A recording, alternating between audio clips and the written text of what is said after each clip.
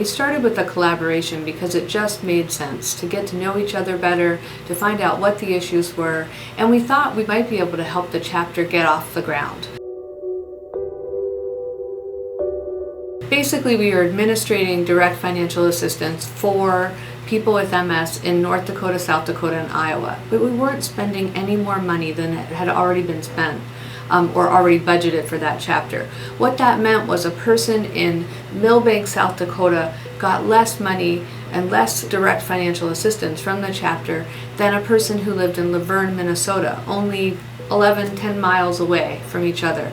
And our staff just really had trouble with that, as did I, as did our board. Really, boundaries should not get in the way of serving people with MS, and we learned that with our collaboration it was.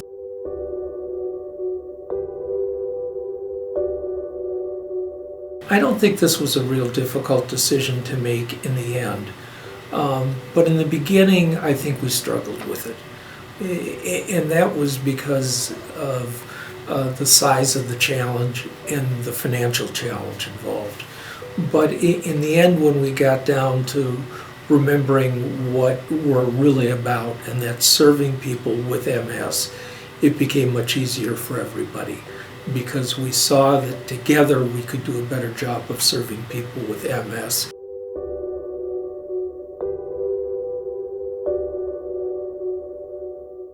We knew that the faster we could bring this organization together, the faster we could meet the needs of people with MS.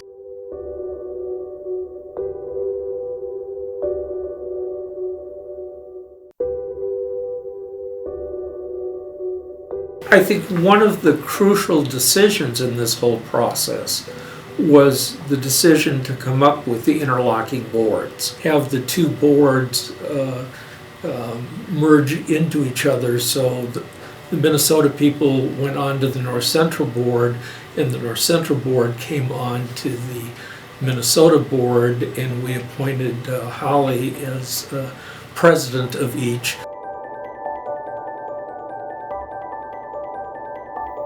That really gave us the opportunity to begin implementing the programming across the entire service area. When we came together as the interlocking boards, all of a sudden it felt like we were making a very positive step forward. All of a sudden we knew the staff was beginning to provide those kinds of services, and it was also a couple of months of learning.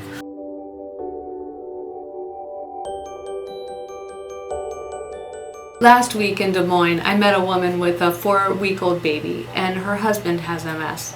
She came up to me and personally thanked me for our chapter being able to provide her with what we call chore services so that she could have house cleaning. Her husband can't help out around the house, and with a newborn, it's nearly impossible for her to get the work done. This is the little things that our chapter is able to do, so much more than they were ever able to receive in Des Moines. It's the little things that actually make living with MS a lot easier. My background's healthcare. I spent 30 years in that arena. During the course of those years, I probably went through maybe a dozen large mergers. I think the difference in this one versus all of the others that I have gone through is the clarity around the mission. I remember getting the advice in the very beginning that as long as we had our eyes wide open, that we knew exactly what we were getting into, and we kept ourselves focused on our mission, that we would end up with a really good chapter in the end. And I think we've done that. This was the most mission-driven merger I've ever participated in because everyone was so focused on the client. They were so focused on providing services for people with MS and how could we do the best job of